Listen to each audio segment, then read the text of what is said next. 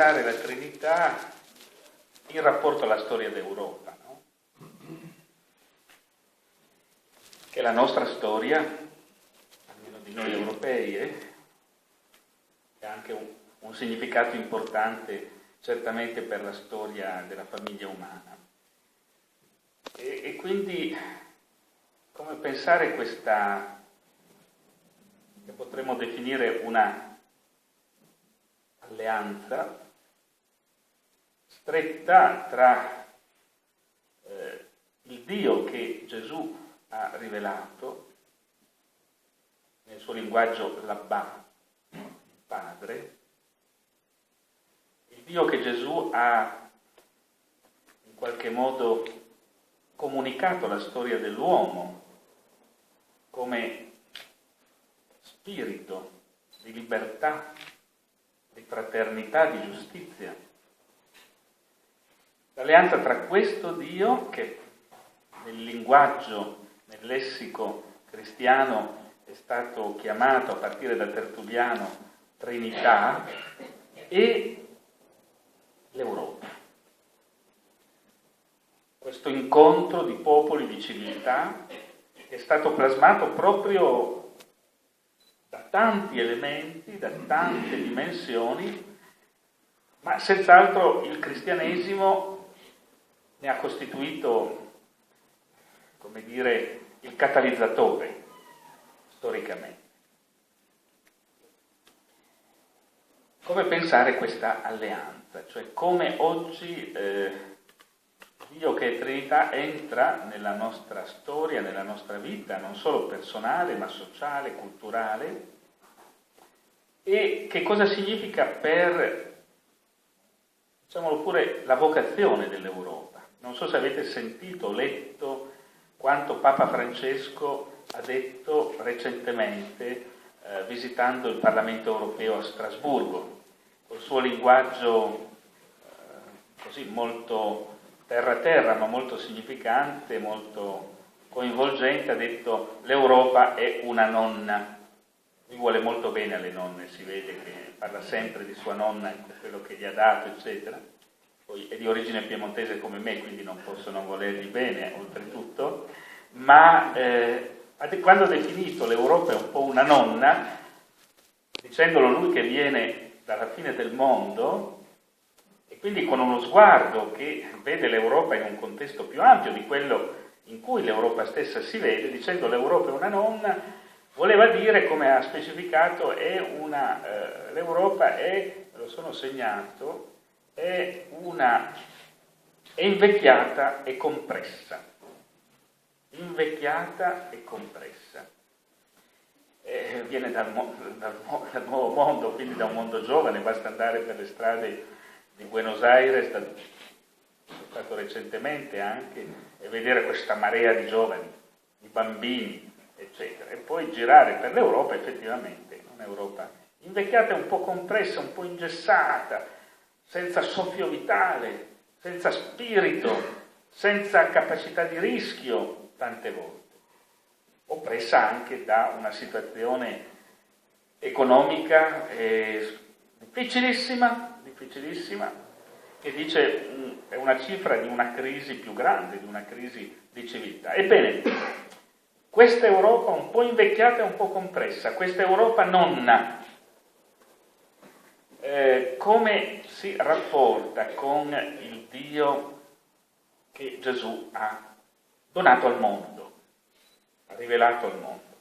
Adesso, al di là delle adesioni confessionali, è un dato storico, un dato basta vedere anche l'impatto che la figura, il messaggio, i gesti di questo Papa hanno sulla realtà mondiale per rendersi conto di quanto questo messaggio di Gesù di Nazareth ancora è parlante, ancora produce storia. Ecco, io direi questo è quello che ho cercato di dire nel libro attraverso alcune al racconto, come ci diceva Maddalena, di alcune testimonianze lungo la storia d'Europa. Mi sembra che questa alleanza tra il Dio trinitario, il Dio Trinità e l'Europa ha certamente una lunga storia alle spalle, una storia che vale la pena di rileggere. Per me è un po' impressionante, devo dirlo, io sono collega di Massimo al San Raffaele, faccio un corso di teologia nella facoltà di filosofia del San Raffaele, che è una facoltà di filosofia, diciamo, laica, nel senso che... E faccio un corso di teologia, di una grande intuizione di Massimo Cacciari, che vuole che nella facoltà di filosofia ci sono 2 corsi di teologia, adesso ce n'è solo più uno, faccio io comunque, meglio che niente, tra lo 0 e l'1, insomma il passaggio è epocale. Ma quale significato che una persona lucida come Cacciari vede in questo fatto? Come si fa a studiare la cultura d'Europa nel passato? Come si fa a immaginare la cultura e il soffio della cultura europea nel futuro senza tener conto di quella che è una delle sue grandi radici? Come si fa? Eppure nella nostra cultura, nella nostra scuola, il fatto religioso è un fatto appunto religioso, soltanto. La sacrestia, se va già bene la catechesi, essere membro di qualche associazione di ispirazione cattolica. E quindi non si sanno più interpretare le opere d'arte, non si sanno più interpretare i fenomeni storici profondi che alle origini hanno delle dinamiche che affondano le loro radici appunto nell'evento di Gesù Cristo. Allora, questa storia d'Europa impastata nel bene e nel male, con gli errori e con le grandi conquiste, dentro la pasta della tradizione cristiana, coniugata con le altre tradizioni, come diceva Maddalena, questa storia va conosciuta, questa memoria va riattualizzata perché solo così si può essere aperti al futuro, al nuovo. Io penso, e questo è sempre una cosa che dico, ne sono sempre più convinto, che il cristianesimo e l'Europa come una terra dove il cristianesimo ha vissuto oramai fin dall'inizio, quindi si può dire da 2000 anni, e ha prodotto cultura, ha prodotto civiltà, ha prodotto pace, ha prodotto guerra purtroppo da parte dei cristiani, non la fede cristiana, ma l'opera dei cristiani. Il cristianesimo, diceva Romana Guarneri, una grande storica del cristianesimo del secolo scorso, il cristianesimo ha ancora da fiorire.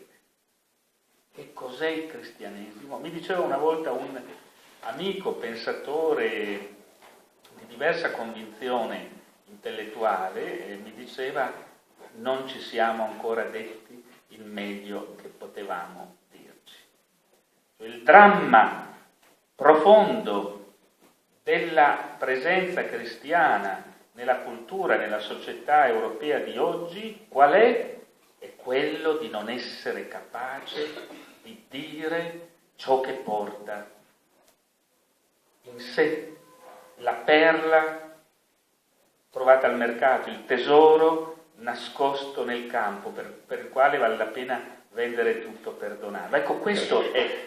Allora la memoria della storia dell'alleanza tra il Dio di Gesù Cristo e l'Europa sta alle nostre spalle per un verso, senz'altro, ed è ricca ed è straordinaria.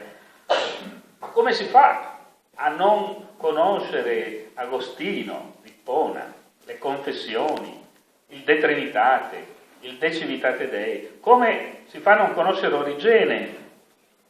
Perché c'è un suo traduttore.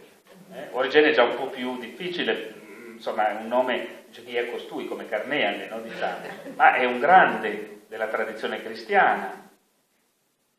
Ecco, come si fa a non conoscere Tommaso d'Aquino, Bonaventura da Bagnoregio, Francesco d'Assisi, Antonio Rosmini, ecco, cioè, questi grandi spiriti, Teresa d'Avila, Giovanni della Croce.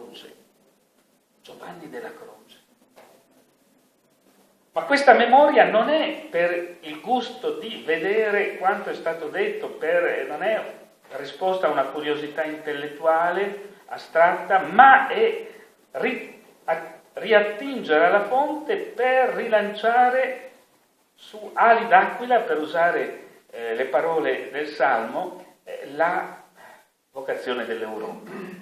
Per cui l'alleanza tra il Dio che è Trinità e l'Europa, se per un verso ha fatto la storia dell'Europa, per tanti aspetti, fin quando si è cercato in modo ideologicamente assolutistico di espungere questa realtà così profonda dalle carni dell'Europa, nel secolo scorso, 60 anni fa.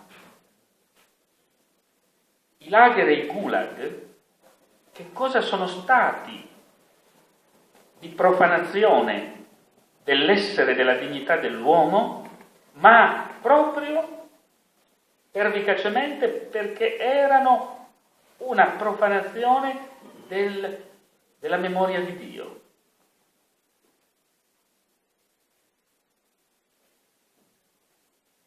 E l'Europa ha vissuto questo nel suo cuore meno di un secolo fa. Questa piaga incredibile che l'Europa ha vissuto. Ebbene, questa memoria di questa alleanza, di questa lotta titanica che ha cercato di espungere la presenza di quel Dio che dice di sé: tutto ciò che hai fatto al più piccolo dei miei fratelli l'hai fatto a me.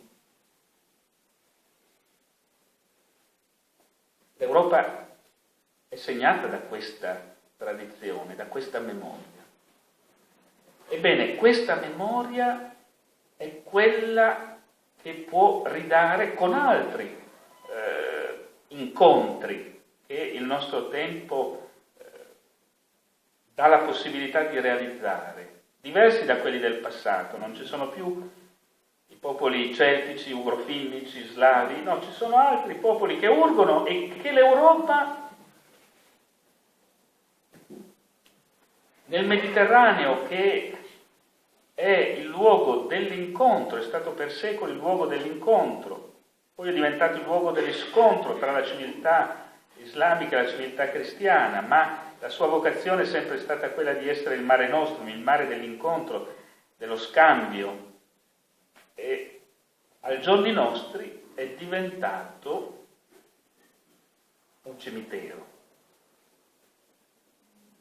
Voi capite la forza di quel gesto compiuto da Papa Francesco, il Papa venuto da lontano, che come primo viaggio fuori di Roma va a Lampedusa, lo ricordavi tu. Ecco. E poi le parole che dice lì ci dovrebbero fischiare ancora nelle orecchie dell'Europa. Ecco, è il ricordo di quella memoria che è chiamata a realizzare l'inedito di una storia nuova. Perché il Dio Abba che Gesù testimonia, e testimonia fino a dare la sua vita in croce, fino a entrare nell'abisso della derelizione, fino a gridare: perché mi hai abbandonato?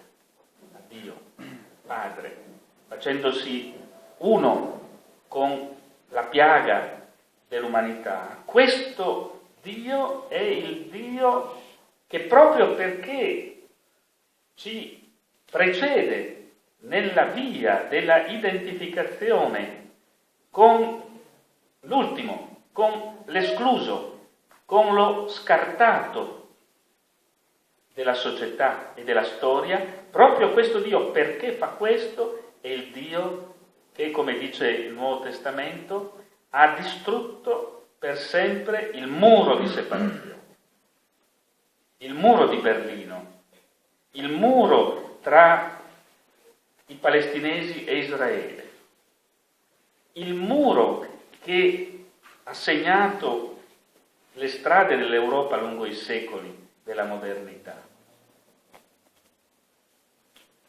L'ha abbattuto per sempre e ha fatto, dice la lettera agli Efesini, dei due, dei tanti, un solo popolo nuovo. Per cui noi, dice la lettera agli Efesini, siamo concittadini, sympolitai, concittadini di questa città nuova che germoglia dai solchi della storia.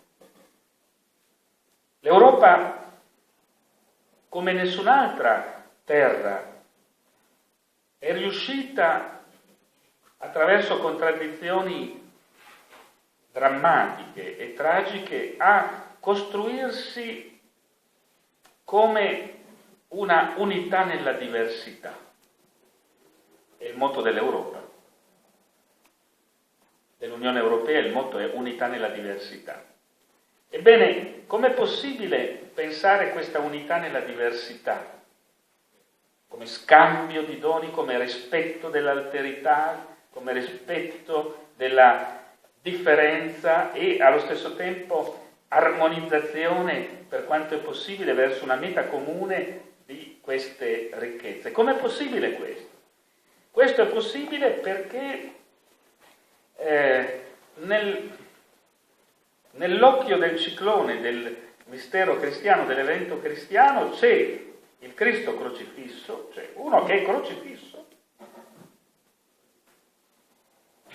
quindi uno che si dà totalmente, che si annulla per amore, ma noi dovremmo avere il coraggio di capire allora cosa significa questo nelle nostre chiese, nelle nostre case, ma sappiamo cosa vuol dire. E il crocifisso diventa l'immagine di un'identità portata come crociata verso gli altri. Siamo riusciti a fare questo. Mentre proprio l'immagine di quella identità è l'immagine di un'identità relazionale, di un'identità aperta, di un'identità arrischiata, di un'identità accogliente, di un'identità plurale, di un'identità che sa di poter ritrovare se stessa solo nella misura in cui va oltre se stessa, va al di là di se stessa e trova se stessa nella relazione con l'alterità. Ebbene, tutte queste dinamiche che sto dicendo, che ritroviamo nel Vangelo di Gesù, chi perde la sua vita la trova, per esempio, il chicco di frumento, se non cade in terra rimane solo, se cade in terra marcisce, muore, porta molto frutto. Tutte queste immagini che Gesù usa dicono la realtà più profonda del Dio che lui annuncia e che testimonia, cioè un Dio che in se stesso è tanto attraversato dalla diversità, dall'alterità, da far posto non solamente in se stesso a quell'altro da se stesso che è il figlio rispetto al padre, il padre rispetto al figlio, in una libertà sempre nuova e sempre creativa che è lo spirito. Questa è la Trinità, che immagine.